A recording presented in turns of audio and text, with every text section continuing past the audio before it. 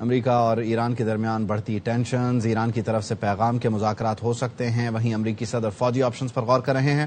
معاملات کس طرح جا سکتے ہیں، سب کو ڈسکس کر لیتے ہیں۔ اقوام متحدہ میں پاکستان کے سابق مستقل مندوب، سابق سفیر سردار مسعود احمد خان صاحب نے ہمیں جوائن کیا۔ سردار صاحب، thank you so much for your time. یقینی طور پر یہ جو صورتحال ہے یہ پہلی نہیں ہے، البتہ اب امریکہ جو ہے وہ B-2 بمبار طیاروں کی اڑان کے ذریعے یا دیگر ری فیولنگ ٹینکرز کے ذریعے یہ میسج دینا چاہ رہا ہے کہ وہ ایک مرتبہ پھر ایران میں آپریشن ایجیکس جیسے کسی منصوبے کی تیاری کر رہا ہے، کیونکہ نیوکس سے متعلق جو اس کا معاملہ تھا یا اس کا موقف تھا اس کو تو وہ خود نیوٹرلائز کر چکا فیو منتھس بیک، تو اب وہ properly out and open regime change کا نعرہ لگا کر اتر سکتا ہے میدان میں؟ یہ دیکھیے، جنگی تیاری دونوں طرف سے ہے۔ جہاں صدر ٹرمپ نے یہ بیان دیا ہے کہ وہ فوجی حملہ کر سکتے ہیں اور اس آپشن کو وہ رول آؤٹ نہیں کر رہے ہیں، اسی طریقے سے ایران کی قیادت نے بھی یہ پیغام بھیجا ہے کہ وہ جنگ نہیں چاہتے، سفارتکاری چاہتے ہیں، لیکن اگر ان کے اوپر جنگ مسلط کی گئی تو وہ اس کا بھرپور جواب دیں گے اور اس کے لیے کہ ان کی تیاری بھی ہے۔ اچھا، اس میں یہ ہے کہ ظاہر ہے کہ جو اگر امریکہ ایران کے اوپر حملہ کرے گا تو وہ ایران کے لیے بہت تباہ کن ہوگا، خاص طور سے اس کے لوگوں کے لیے۔ پہلے ہی گزشتہ برس وہ ایک بہت ہی ہولناک جنگ سے گزر چکے ہیں، لیکن اگر ایران نے حملہ کیا اور وہ یقیناً جو ہے جوابی حملہ کرے گا تو اس کی زد میں عرب ممالک آئیں گے جہاں امریکہ کے فوجی اڈے موجود ہیں، اور اس طریقے سے جو ہے جنگ بہت بڑھ سکتی ہے، بہت زیادہ خطرناک ہو سکتی ہے، اور عرب ممالک کی نہ صرف جو ہے عسکری حالت ابتر ہوگی بلکہ اس کے ساتھ ساتھ ان کے معاشی صورتحال بھی بہت بگڑ جائے گی۔ تو اس وجہ سے میرا خیال ہے کہ پس پردہ یہ کوشش ہو رہی ہوگی کہ صورتحال جنگ کی شکل نہ اختیار کرے اور غیر عسکری یا نیم عسکری طریقوں سے ایران میں ان کے نظام کو، جو ان کا نظام ہے، نظام حکومت ہے، جو کلیریکل نظام ہے، بیسیکلی تھیوکریٹک نظام ہے، اس کو کسی طریقے سے تبدیل کیا جائے۔ لیکن جو ایران سے ابھی حالیہ اشارے ملے ہیں وہاں یہ ہے کہ انہوں نے کہا کہ یہ سارے کے سارے جو احتجاج کر رہے تھے پرامن احتجاج تھے اور وسیع پیمانے پہ تھے، لیکن اس کے اندر دہشت گرد اور رائٹرز جو ہے، بلوا اور فساد کرنے والے لوگ اس کے اندر گھسے اور انہوں نے اس کو وسعت دی، اور یہ جو ہے وہ الزام عائد کر رہے ہیں کہ یہ امریکہ کی طرف سے آئے تھے اور یا اسرائیل نے انہیں وہاں گاڑا تھا۔ تو اس وجہ سے یہ ہے کہ ادھر سے جو انہوں نے اشارے دیے ہیں کہ وہاں آبادی کی اکثریت ان کے ساتھ ہے اور انہوں نے بھی جوابی احتجاج کیے ہیں، اور جو سپریم لیڈر آیت اللہ خامنہئی ہیں یا اس کے علاوہ جو نظام حکومت ہے اس کے حق میں مظاہرے ہوئے ہیں، اور یہ مظاہرے کھلی جگہ پہ جو ان کا جو انقلاب چوک ہے وہاں ہوئے۔ تو اس لیے یہ ہے کہ صورتحال کے بارے میں کچھ قطعیت کے ساتھ نہیں کہا جا سکتا۔ امریکہ یہ تو چاہتا ہے، صدر ٹرمپ یہ تو چاہتے ہیں کہ کسی طریقے سے یہاں جو ہے ایران کا نظام بدلے، ایران کے ساتھ لوگ تجارت نہ کریں، اور جو تجارت کریں گے ان کو سزا دی جائے گی، ان کے اوپر معاشی پابندیاں لگائی جائیں گی، ان کے ٹیرف بڑھائے جائیں گے۔ لیکن کیا وہ جو دوسرا یا پہلا آپشن ہے ان کے پاس ایک فوجی حملے کا، کیا اس کی طرف وہ رجوع کریں گے؟ اسرائیل کی یہ خواہش ہے کہ ایسا ہو، کیونکہ اسرائیل جو ہے وہ جو اطلاعات آ رہی ہیں کہ اب تک جو آپشنز دیے گئے تھے اس میں خاص طور سے جو واضح ترین مشورہ تھا وہ اسرائیل کے وزیر اعظم نتن یاہو کا تھا، اور وہ یہ تھا کہ ایران کے اوپر وسیع پیمانے پہ حملہ کرنا چاہیے، اور وہ رجیم چینج کو خیر فیور کر رہے ہیں۔ اس میں دو سوال ہیں، تو خطے سے ریلیٹڈ ہے، اس کی طرف میں آتا ہوں، لیکن بنیادی طور پر آپ کہہ رہے ہیں کہ پس پردہ جو ہے وہ کوششیں ہو رہی ہوں گی۔ جتنا اس وقت یہ ہائی ٹینشن معاملہ بنا ہوا ہے، وینزویلا کے ایپیسوڈ کے بعد اب امریکہ دو طرح سے ایکسرسائز کر سکتا ہے، یا تو آئے ایکسٹریکٹ کرے ان لوگوں کو جن کو وہ ہٹانا چاہتا ہے، اور جب پوری کی پوری چین آف کمانڈ نیوٹرلائز ہو جائے گی تو پھر وہ جوابی حملے کا موقع نہیں بچتا، یا دوسرا یہ کہ اگر امریکہ وینزویلا والا ہی پیٹرن یہاں پر اپلائی کرتا ہے تو باقی دنیا کے جو ملک ہیں، خاص طور پر عرب ملک جو ہیں، ان کے لیے بھی ایک میسج ہے کہ موساد یا اسرائیل، نیتن یاہو جہاں چاہیں گے وہاں وہ رجیم چینج کروا سکتے ہیں امریکہ کو کہتے ہوئے۔ تو اس طرح کی آپ کو کوئی ٹینشن نظر آ رہی ہے بنیادی طور پر کہ عرب ملک بھی کوشش کر رہے ہوں کہ ایران کے ساتھ معاملات سفارتکاری سے حل ہو جائیں؟ دیکھیے، سفارتکاری میں جو ایران کے وزیر خارجہ نے جو ایک اشارہ دیا ہے کہ وہ اسٹیو وٹکاف کے ساتھ رابطے میں ہیں، جو ان کا خصوصی ایلچی ہے صدر ٹرمپ کا، اور اس میں جو مذاکرات ہیں اس میں بنیادی طور پر ایک تو یہی ہے، نظام سے متعلق نہیں یا ایرانی حکومت سے متعلق نہیں، وہ ایران کی جوہری استعداد سے متعلق ہے. اسٹیو وٹکاف پہلے بھی اس قسم کے مذاکرات کر رہے تھے. لیکن جو دوسرا نقطہ آپ نے اٹھایا ہے کہ کیا وہ ریجیم چینج کے لیے ڈیکیپیٹیشن آف دا لیڈرشپ، یا وہاں تو وینزویلا میں اغوا کیا، یہاں ایلیمنیٹ کیا جائے، ان کو ختم کیا جائے، قتل کیا جائے، کیا یہ آپشن ان کے پاس موجود ہے؟ تو یہ اس کا ایک جو باب ہم پہلے بھی دیکھ چکے ہیں گزشتہ برس، کیونکہ آپ نے دیکھا ہوگا کہ کس طریقے سے اسرائیل نے اعلیٰ ترین ایرانی فوجی، سیاسی اور سائنسی قیادت جو تھی اس کا قلقمہ کیا تھا، ان کو جو ہے نشانہ بنایا تھا. اور اس وقت جو ہے یہ ثابت ہوا تھا کہ ان کے بہت سے جاسوس بھی ان تمام علاقوں میں موجود تھے، اور ٹیکنالوجی بھی موجود تھی جو ان کو ٹریک کر سکتی تھی. تو اس لیے یہ اسرائیل کا یہی مشورہ ہوگا. لیکن کیا امریکہ اس کے اوپر عمل کرتا ہے؟ اور پھر یہ ہے کہ امریکہ نے اپنے حلیفوں کے مفادات کا بھی خیال رکھنا ہے، خاص طور سے خلیجی ریاستوں پہ، کیونکہ اگر ایران پوزیشن میں ہے کہ جوابی کارروائی کر سکے یا اسٹریٹ آف ہرموز کو بند کر سکے، اس کی ناکہ بندی کر سکے، تو پھر جو ہے وہ صرف ایران متاثر نہیں ہوگا، خلیجی ریاستیں اور بلکہ پورے کا پورا قرۂ ارض اور سپلائی چینز جو ہے اس کو برے طریقے سے متاثر ہوں گی. چلیں، اچھا، اس میں خاص طور پر اگر یہ رجیم چینج یا یہ فوجی آپریشن یا کسی بھی طرح سے امریکہ یہاں پر کارروائی کرتا ہے تو اس کے پھر اس خطے پر کیا اثرات ہیں؟ کیونکہ اب خاص طور پر پاکستان جو ہے وہ بھی اپنے بڑھتے ہوئے تعلقات میں ایک بیلنس رکھنے کی کوشش کرے گا، لیکن نیکسٹ ڈور نیبر ہے.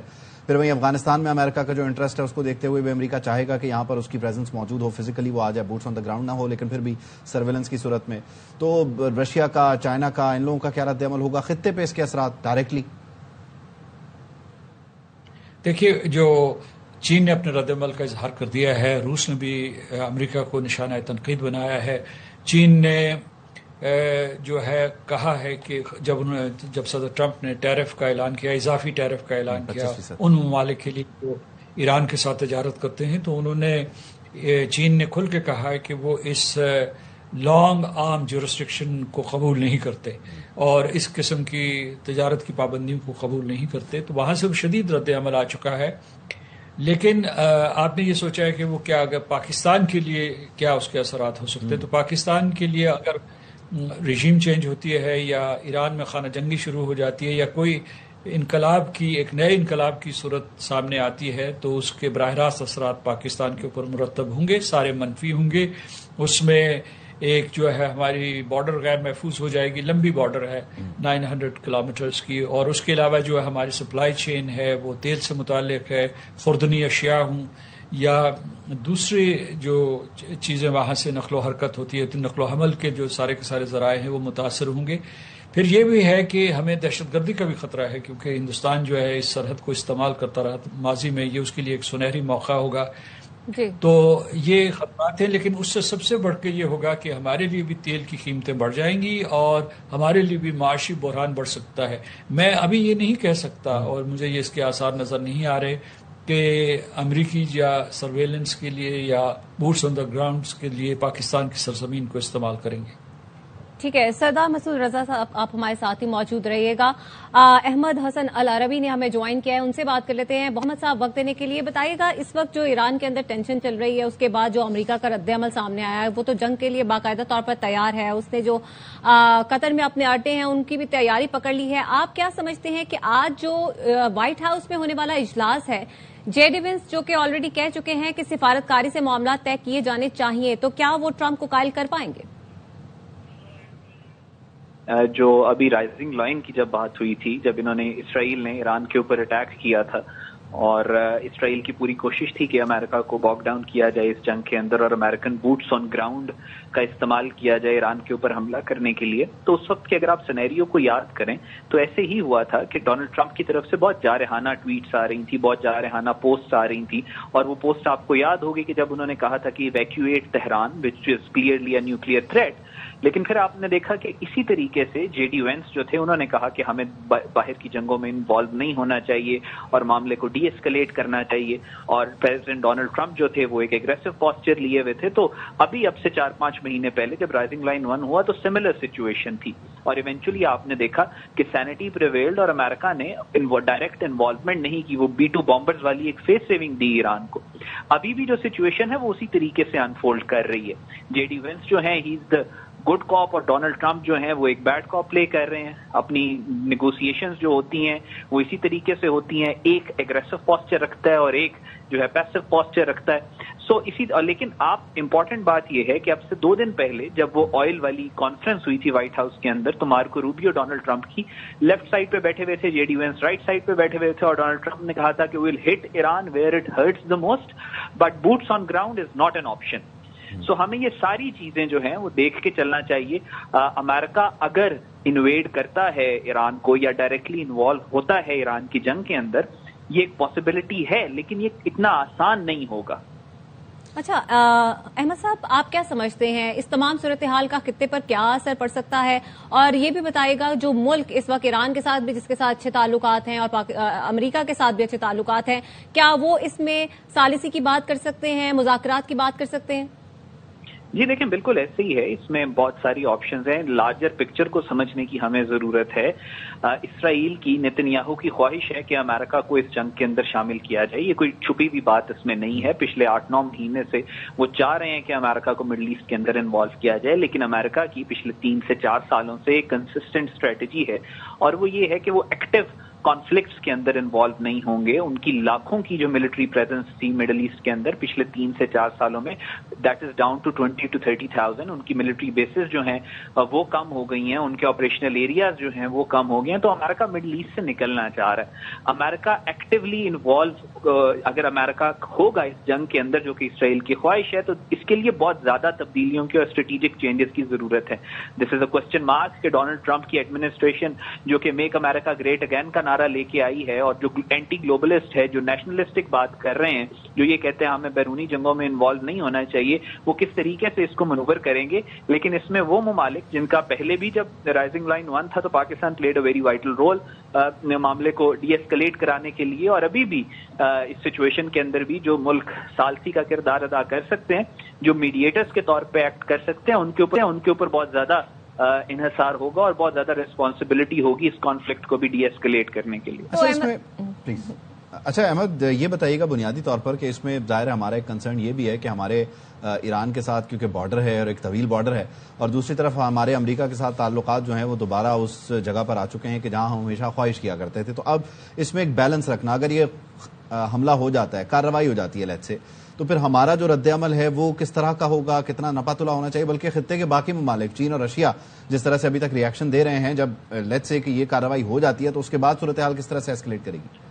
अच्छा देखें, मैं आपको एक बड़ी, यहाँ पे आपने अगर इसको सिचुएशन को अगर आप क्लोजली मॉनिटर करें तो दुनिया में जितने भी ममालिक इंटरनेशनल या ग्लोबल कॉन्फ्लिक्ट्स के अंदर कोई से रखते हैं या इन्वॉल्व हैं, फॉर एग्जांपल अमेरिका है, तो अमेरिका की अपनी एक मोटिवेशन, अपना इंटरेस्ट है, जियो स्ट्रेटेजिक और जियो पोलिटिकल।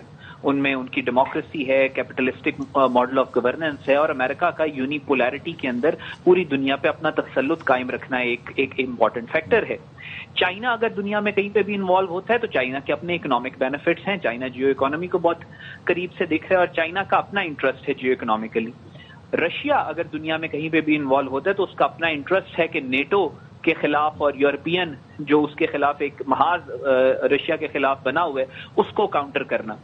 पाकिस्तान के बारे में अगर आप देखें, स्पेशली आफ्टर में, पाकिस्तान का जो मोटिव है जियो पोलिटिकली अपने आप को इंटरनेशनल इश्यूज के अंदर इन्वॉल्व करने का, उसको बड़ा खूबसूरती से कायदे आजम ने एक्सप्लेन किया था। कायदे आजम ने कहा था Pakistan is a बुलवॉक of Islam and we must sacrifice everything to make it a बुलवॉक, and Pakistan has very peculiar and important foreign policy objective which is peace within and peace without. Pakistan का जो फॉरेन पॉलिसी ऑब्जेक्टिव है वो peace with in और piece without है।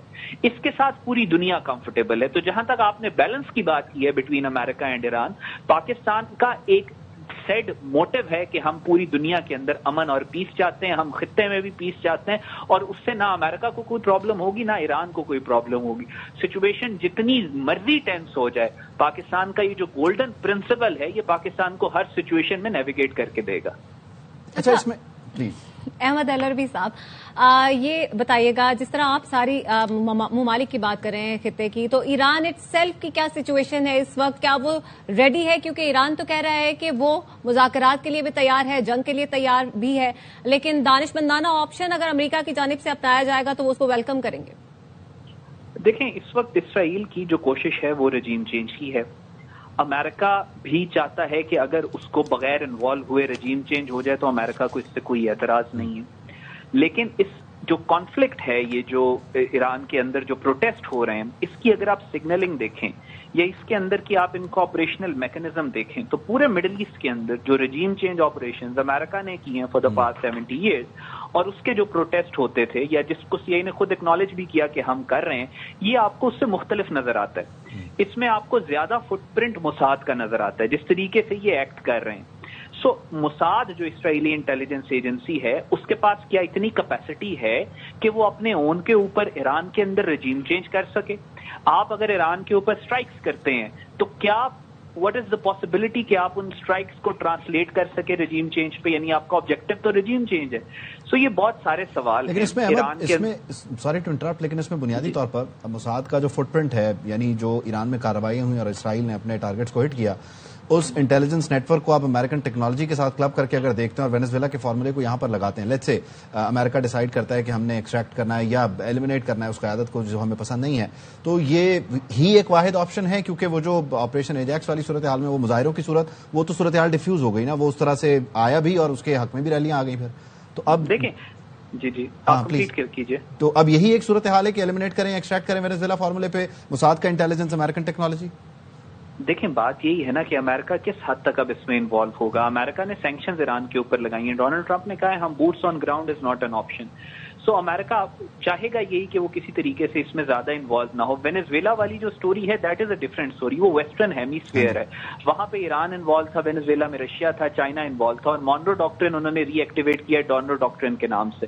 تو Venezuela میں تو انہوں نے کر دیا. کیا امریکہ اتنا آؤٹ اسٹریچ کرے گا؟ اور بات یہی ہے کہ آپ اگر فار ایگزامپل آپ ٹارگٹ کرتے ہیں سپریم لیڈرز کو، عام طور پہ یہی ہوتا ہے جو پروٹیسٹ سی آئی اے بیکڈ ہوتے ہیں پورے مڈل ایسٹ کے اندر، وہ سب سے پہلے سینٹر آف گریوٹی جو ہوتی ہے رجیم کی اس کو ٹارگٹ کرتے ہیں، اس کے گھروں کو ٹارگٹ کرتے ہیں. موساد جو پروٹیسٹ کرواتا ہے ان میں اتنی میچورٹی نہیں ہوتی یا ان میں اتنی انٹیلیجنس ڈیپتھ نہیں ہوتی کہ وہ سینٹر آف گریوٹی کی طرف جائیں. وہ تھوڑا تھوڑا سائڈوں کے اوپر پروٹیسٹ کرتے ہیں. سو یہ جو ایران کے اندر بھی ابھی تک انہوں نے ڈائریکٹلی سپریم لیڈر کے پروٹیسٹ جو ان کی گھر ہے یا ان کی ریزیڈنس ہے اس کو ٹارگٹ نہیں کیا. پورے world wide country wide protest ہیں. لیکن اسی وجہ سے آپ کو اس میں موساد کا فٹ پرنٹ نظر آتا ہے. دوسری بات یہ ہے کہ اگر ایکسٹریکٹ کر بھی لیں، اگر ایکسٹریکشن آپریشن کر بھی لیں سپریم لیڈر کا، کیا گارنٹی ہے کہ اس کے بعد ایران کے اندر جو ہے یہ رجیم اپنی مرضی کی رجیم لے کے آ سکیں؟ کیونکہ جو سپریم لیڈر ہیں ان کے جو ڈسینڈنٹس ہیں یا ان کے جو ان کے جو کنٹینجنسی پلان ہے سپریم لیڈر کو کچھ جی چین آف کمانڈ بالکل موجود ہے، وہ فالو ہوگی، موجود ہے. تو وہ سپریم لیڈر اگر چلے بھی جاتے ہیں تو ان کے بعد آنے والے بہت سارے لوگ ہیں. سو یہاں پہ جو ڈیپتھ ریکوائرڈ ہوتی ہے انٹیلیجنس ایجنسی، پوری اس پہ کتابیں لکھی ہوئی ہیں رجیم چینج آپریشنز پہ سی آئی اے کی. سو جو ڈیپتھ ہوتی ہے وہ ہمیں یہاں پر ابھی نظر نہیں آئی. We are short on time. Ahmed Hassan Arabi, thank you so much for your time, اور مسعود احمد خان صاحب نے ہمیں جوائن کیا. مسعود صاحب thank you for your time.